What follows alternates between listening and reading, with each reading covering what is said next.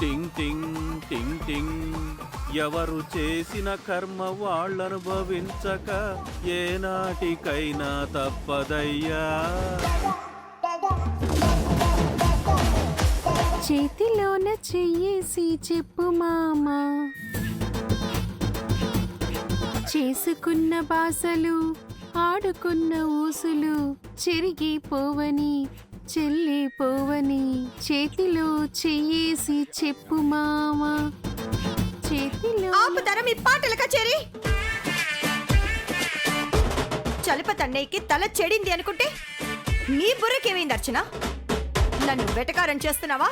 అయ్యో లేదు మహా, ఇందాక రామ్ సీతను తీసుకుని బయటికి వెళ్ళాడు కదా, నిన్న జరిగిన దానికి సీత సీరియస్ అయింది. రామ్ సిన్సియర్గా సీత ఏదడిగినా ఇస్తాను అని చేతిలో చెయ్యేసి మాటిచ్చాడు. ఆ మాటలను నువ్వు పాటగా పాడుతున్నావు అనమాట, అంతేగా తెల్లాయ్?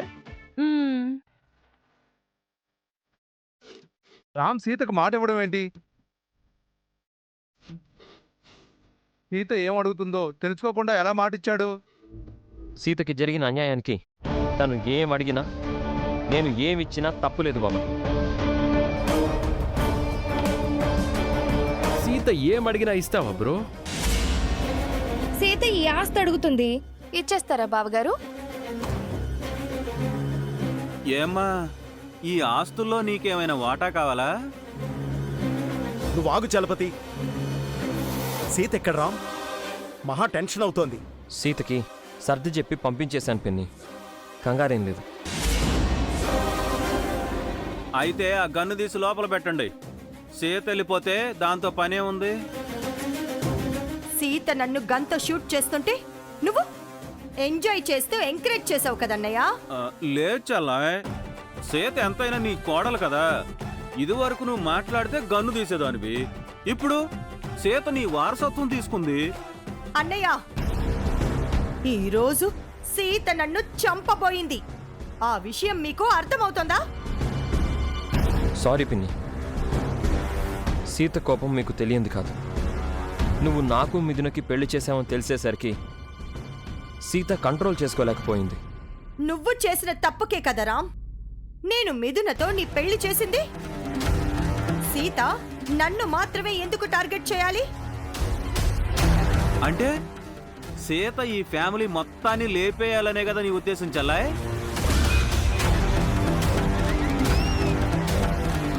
నైట్ నుంచి మహా టెన్షన్గా ఉంది. తనని ఇరిటేట్ చేస్తావు ఎందుకు చలపతి? రాత్ర పీడకలు వచ్చినప్పుడు నువ్వు అర్థం చేసుకొని ఉండాల్సింది మహా, పొద్దున్నే సీత వస్తుంది అని. ఇక్కడ జరిగిన పెళ్లి గురించి సీతకి ఎవరు చెప్తారు? ఇంకెవరు బాబాయ్, ఈ చలపతి మావయ్యే చెప్పుంటాడు. ఏంట్రా, నేనేమన్నా న్యూస్ ఛానల్నా ఇక్కడ అక్కడ జరిగింది అందరికీ బ్రేకింగ్ న్యూస్ చెప్పడానికి? మనం ఎవ్వరికీ చెప్పకపోయినా సీతకు ఎలాగోలా విషయం తెలిసిపోయింది. ఇప్పుడు మ్యాటర్ అది కాదు. నెక్స్ట్ ఏం చేయాలో అది ఆలోచించండి. సీత వెళ్ళిపోయింది డాడీ, తను మళ్ళీ వచ్చి ఏ ప్రాబ్లం క్రియేట్ చేయదు. అలా ఎలా చెప్తున్నావు రామ్? సీత ఎన్నిసార్లు చెప్పకుండా వచ్చి మనకి షాక్లు ఇవ్వలేదు. అయినా నువ్వు సీతకి ఎందుకు మాటిచ్చావు రామ్? అదేంటి పిన్ని, సీత నా భార్య. జరిగింది తెలిసాక తనకి నేను న్యాయం చెయ్యాలి కదా. రేపు తనొచ్చి కోరకూడని కోరిక ఏదైనా కోరితే ఏం చేస్తావు? కోరని కోరిక కోరడం అంటే సీత వచ్చి నీ ప్రాణాలు అడుగుతుందా చల్లాయ్? కాదు, మిథున ఈ ఇంటి కోడలుగా వద్దు అని సీత అడిగితే ఏం సమాధానం చెప్తావు? సీతకి జరిగిందంతా చెప్పాను పిన్ని. మిథున విషయంలో తనేం నిర్ణయం తీసుకుంటుందో తెలియదు. నువ్వే నిర్ణయం తీసుకున్నావు బ్రో? మిథునని వైఫ్గా కంటిన్యూ చేస్తావా? సీత ఉండగా రామ్ బావ మిథునని ఎలా యాక్సెప్ట్ చేస్తాడు గౌతమ్? మిథునకే డైవర్స్ ఇస్తారు, అంతే కదా బావగారు? నిన్ననే తాళి కట్టి ఈ రోజు విడాకులేంటి? అసలేమైనా అర్థం ఉందా రేఖ? ఆ పని చేస్తే మిథున మనందరినీ చంపేస్తుంది. తను సీత కన్నా పెద్ద యారగెంటు. కాని మిథునతో కంటిన్యూ అయితే సీత చంపేస్తుందే. సీత వదిలేస్తుందనుకుంటున్నారా? అన్నయ్య, చలపతి గిరి చెప్పింది నిజమే మహా. మనకటు మిథునతోనూ ఇటు సీతతోనూ ప్రమాదమే. ఈ సమస్య ఎటు దారి తీస్తుందో తెలియడం లేదు. ఏం జరిగినా సరే డాడ్, నేనైతే సీతకి అన్యాయం చెయ్యను. తను ఏదడిగినా ఇస్తాను.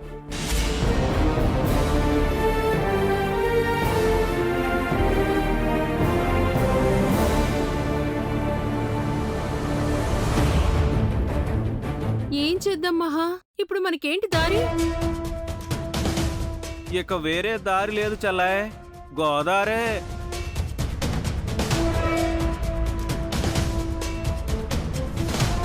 సీత ఏం అడుగుతుందో తెలీదు. దాన్ని పక్కన పెడితే మిథునని తీసుకెళ్లిపోయినా ఆ ముఖర్జీ గారి నుంచి ఇంకా మనకి ఏ కబురు రాలేదు. నెక్స్ట్ మిథున ఏం చేయబోతుందో కూడా తెలియడం లేదు.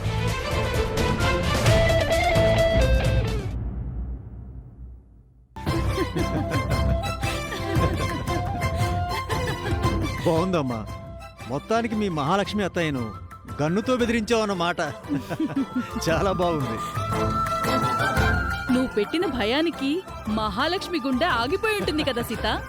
లేదు పిన్ని గారు, ఆవిడ కాస్త గట్టి పిండమే, ఎలాగో తట్టుకుంది. నిన్న మిథునలా వెళ్ళి ఆ ఇంట్లో భూకంపం పుట్టించావు. ఈరోజు సీతలా వెళ్ళి సునామీ సృష్టించావు. నీకు నువ్వే సాటి సీత. ఇంతటితో అయిపోలేదు బాబాయ్ గారు, ఇంకా చాలా ఉంది. ఇంకానా? మహాలక్ష్మి రామ్ చేత్తో నీ మెడలో తాళి కట్టేలా చేశావు కదా సీత. ఇంకా వాళ్ళని ఆట పట్టించడం అవసరమా? చాలా అవసరం పిన్ని గారు. ఆ మహాలక్ష్మి చేసిన నేరాలు ఘోరాలు అన్నీ ఇన్ని కావు. మా సుమతి అత్తమ్మను ఆ ఇంటికి దూరం చేసింది. ముఖం మారిపోయి ఇంటికి తిరిగొచ్చిన అత్తమ్మను అన్ని రకాలుగా అవమానించింది. రామమ్మను పెళ్లి చేసుకుని కొత్త కోడలిగా వెళ్లిన నన్ను ఆ ఇంట్లోకి రానివ్వకుండా బయట వర్షంలో నిలబెట్టింది.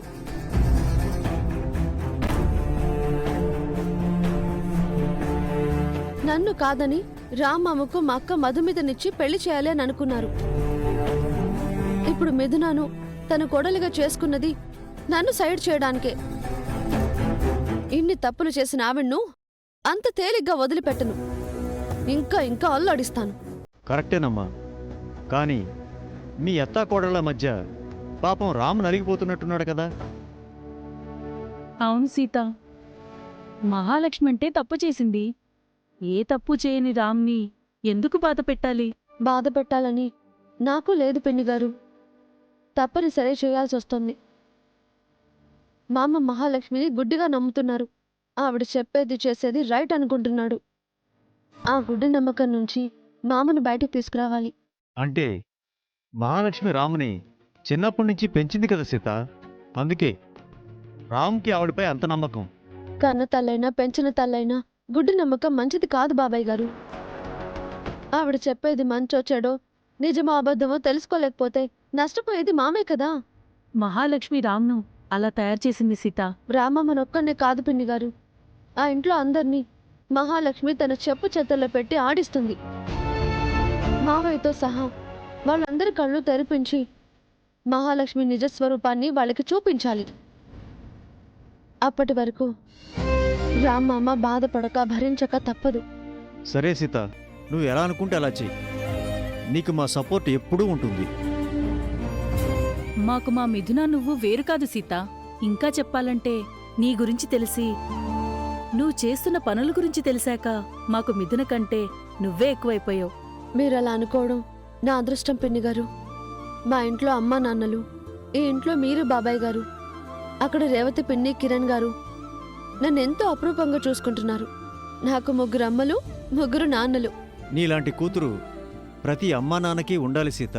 నీ తెలివి, నీ తెగింపు, నీ ధైర్యం, నీ ఓర్పు సహనం ప్రతి ఆడపిల్లకు రావాలి.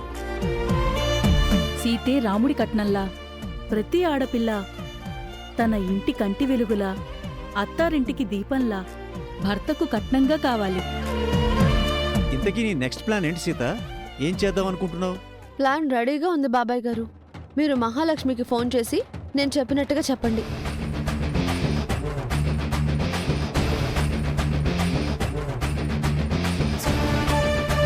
సూపర్ సీత, నువ్వు మహాలక్ష్మికి అస్సలు ఛాన్స్ ఇవ్వకూడదు. ఇవ్వను పిన్ని గారు. ఆవిడ్ని దెబ్బ మీద దెబ్బ కొట్టాల్సిందే. వెళ్ళొస్తాను.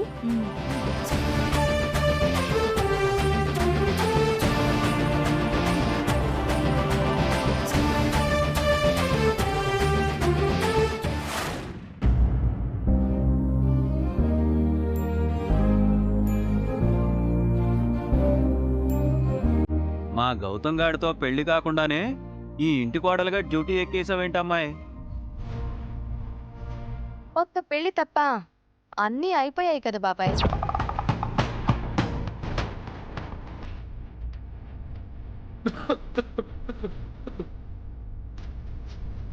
ఏంటో మాటలు రేఖ, పెద్దవాళ్ళ ముందు ఎలా మాట్లాడాలో తెలీదా? అంటే అత్తయ్య, మీరు మాట ఇవ్వడం, నేను మాట తీసుకోవడం అవన్నీ జరిగిపోయాయి అని చెప్తున్నాను. నువ్వు ఆ ఉద్దేశంతో అన్నావా? మాకు వేరేలా అనిపించిందిలేమ్మా. మొత్తానికి భలే కోడళ్ళు వచ్చారు చల్లాయ్. సీతేమో కంచు, దేనికి బెండ్ అవ్వదు. మిథునేమో రెంచు, ఏదైనా బెండ్ చేస్తుంది. ఇక ఈ రేకేమో పంచ్, బాగా మాటలు చెప్తుంది.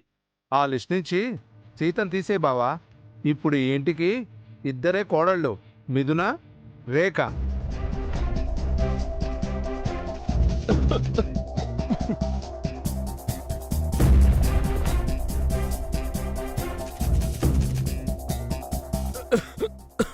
సీత కోడలు కాదంటే రాముకు పరబోయింది. ఇదే మాట సీత వింటే మీ అందరికీ ప్రాణం పోతుంది.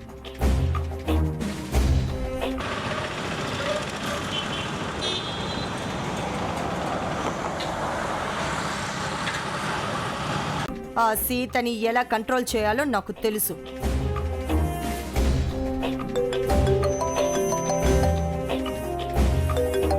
ముఖర్జీ గారు కాల్ చేస్తున్నారు. హలో సార్, చెప్పండి. మహాలక్ష్మి గారు ఇంట్లోనే ఉన్నారా? అందరం ఉన్నాం. రామ్ మిథునుల పెళ్లి గురించే మాట్లాడుకుంటున్నాం. పెళ్లి ఎలాగో సింపుల్గా జరిగిపోయింది. రిసెప్షన్ అయినా గ్రాండ్గా చేస్తే బాగుంటుందని అనుకుంటున్నాం. అన్నిటికంటే ముందు సత్యనారాయణ స్వామి వ్రతం చేయాలనుకుంటున్నాం. నేను పంతులు గారితో మాట్లాడితే రేపు ముహూర్తం బాగుంది అని చెప్పారు. దాందే ఉంది, అలాగే చేద్దాం సుశీల గారు. మాకేం అభ్యంతరం లేదు. మనకు అసలు పెళ్ళే చేయలేదు కానీ వాళ్ళకి వ్రతం చేస్తారంట. అసలు ఏం మాట్లాడుకో, కామ్గా ఉండు. నీకు తెలుసు కదా, వ్రతం మీ ఇంట్లోనే చేయాలి. రేపు పొద్దున్నే మేము మిథున బయలుదేరి వస్తాం. అలాగే సార్, మేము ఏర్పాట్లు చేస్తాం.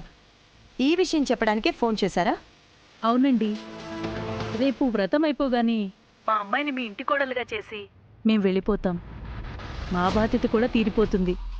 సరేనండి, మంచిది. ఉంటాను.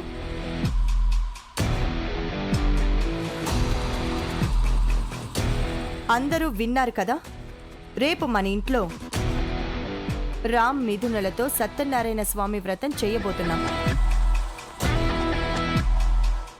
ఇప్పుడు ఈ వ్రతాలవి ఎందుకు పిన్ని? ఎందుకేంటి రామ్? కొత్తగా పెళ్లి చేసుకున్న దంపతులు సత్యనారాయణ స్వామి వ్రతం చెయ్యాలి. అది ఆనవాయితీగా వస్తున్న ఆచారం, మన సాంప్రదాయం. పెళ్ళే సరిగ్గా జరగలేదు కదా బాబాయ్. మళ్ళీ ఈ ఆచారాలు సాంప్రదాయాలు ఇవన్నీ ఎందుకు? పాపం బ్రో ఇబ్బంది పడుతున్నాడు. పెళ్లి సరిగ్గా జరగలేదు కాబట్టే మిగతావైనా సక్రమంగా చెయ్యాలి గౌతమ్. బావగారి పెళ్లి సింపుల్ గా జరిగిపోయింది కాబట్టి మా పెళ్లి గ్రాండ్ గా చేస్తారా అత్తయ్య? ఏంటమ్మా మాట్లాడితే పెళ్ళి పెళ్ళి అంటున్నావు? మహాలక్ష్మి మాట తప్పుతుందని కంగారు పడుతున్నావా? తనకు అలాంటి భయాలేవి లేవన్నయ్యా. నువ్వు అనవసరంగా కొత్త భయాలు క్రియేట్ చేయకు. వ్రతం అంటే నేను మిథున పీటల మీద కూర్చోవాల్సి వస్తుంది పిన్ని. అది నాకు ఇబ్బందిగా ఉంటుంది. మిథునతో పెళ్ళైనప్పుడు ఇబ్బందిగా లేదా రామ్? ఆ మిథునతో తప్పు చేసినప్పుడు లేని ఇబ్బంది ఇప్పుడు వ్రతం చేసుకోవడానికి వచ్చిందా? నేను ఇప్పటికే చెప్పాను మావయ్య, మిథునతో ట్రిప్పుకి వెళ్ళడం మొదటి నుంచి నాకు ఇష్టం లేదు. ఆ రిసార్ట్లో జరిగింది నాకు తెలియకుండా జరిగిపోయింది. ఇప్పుడు జరిగిపోయిన దాని గురించి ఎందుకురా?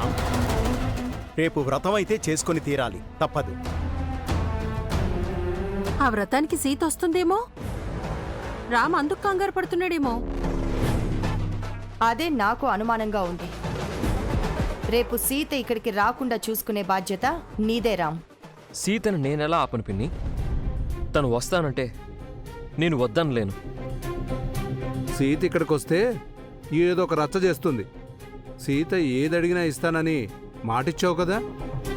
నీకోసం సీత ఇక్కడికి రాకుండా మేనేజ్ చేయరామ్. సీతకి ఏదోలా నచ్చజెప్పురాం. మళ్ళీ ముఖర్జీ గారి ముందు సీతొచ్చి గొడవ చేస్తే అసహ్యంగా ఉంటుంది. అవును రామ్, మీ పెళ్లి ఎలాగూ గొడవలా జరిగిపోయింది. కనీసం రేపటి వ్రతమైనా సవ్యంగా సంతోషంగా జరగనివ్వు.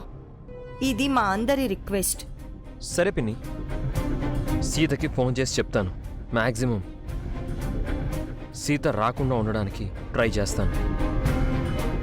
సీత రావాలి అనుకుంటే నువ్వు వద్దన్నా ఆగదు రామ్. రామ్ వద్దన్న సీత వచ్చింది అంటే సీత అడిగింది రామ్ ఇవ్వాల్సిన అవసరం లేదు. సీతకు అలాంటి కండిషన్ పెట్టు రామ్. నేను ఏదో ఒకటి చెప్తానులే పిన్ని. ఓకే, మీ అందరికీ మరో ముఖ్యమైన విషయం చెప్తున్నాను. రేపు మిథున అఫీషియల్గా మన ఇంటి కోడలు కాబోతోంది. కాబట్టి ఈ ఇంటి కోడలికి వారసత్వంగా ఇచ్చే నగలన్నీ మిథునకి ఇస్తాను.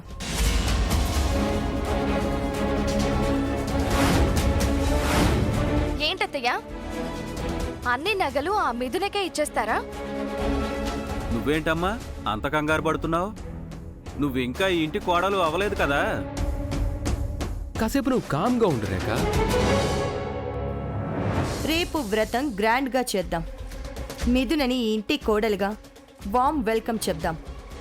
అందరూ ప్రిపేర్డ్గా ఉండండి. ఈ విషయం సీతకి ఎలా చెప్పాలి?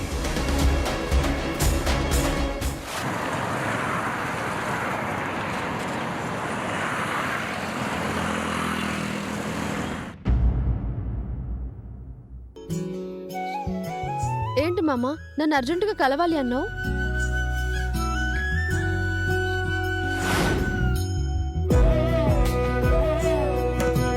ఈ శారీలో నువ్వు సూపర్గా ఉన్నావు సీత. నేను రోజులానే ఉన్నాను. లేదు సీత, ఈరోజు నువ్వు స్పెషల్గా ఉన్నావు. చాలా అందంగా ఉన్నావు. హా, ఆ మిథున కంటే అందంగా ఉన్నానా? మన మధ్య మిథున ఎందుకు? మన మధ్యలోకి వచ్చింది మిథునే కదా. దాని గ్లామర్ చూసే కదా నువ్వు పడిపోయావు. అంత లేదు. నీ అందం ముందు ఆ మిథున దిష్టి బొమ్మలా ఉంటుంది. నీకు దిష్టి తీయడానికి కూడా పనికిరాదు. ఈ పొగడ్తలు కాక పట్టడాలు నీకు సూట్ అవ్వలే మామా. సూటిగా విషయం ఏంటో చెప్పు. అది నీకో విషయం చెప్పాలి. ఏ విషయం?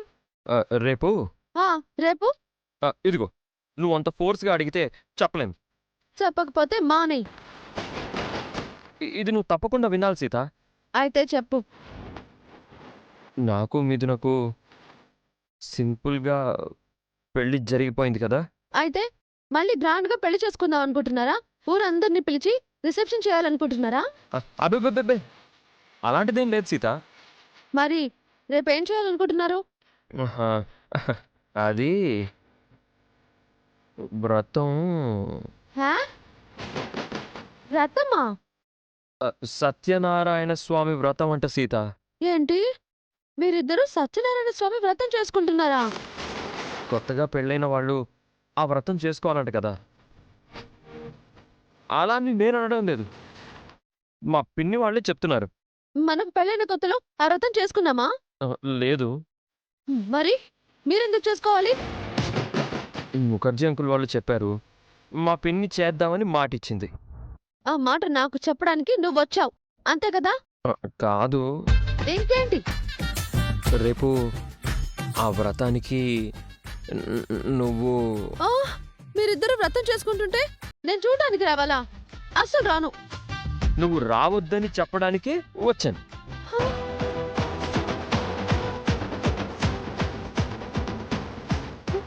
ఏ సీత సీత సీత సీత అటు తప్పుకో మామ. ప్లీజ్ సీత, నా మాట విను. వ్రతానికి నువ్వు వస్తే గొడవ అవుతుందని పిన్ని వాళ్ళు భయపడుతున్నారు. ఎవరు ఏమన్నా సరే నేను వ్రతానికి వస్తాను, గొడవ చేస్తాను అంతే. ఇందాక రాను అన్నావు. నువ్వు రావద్దు అన్నావుగా, అందుకే వస్తాను. ప్లీజ్ ప్లీజ్ ప్లీజ్ సీత, నీ చేతులు పట్టుకొని బతులు ఆడుతున్నాను. కావాలంటే నీ కాళ్ళు కూడా పట్టుకుంటాను. ఏం మాట్లాడుతున్నావు మామ? నువ్వు నా కాళ్ళు పట్టుకోవడం ఏంటి?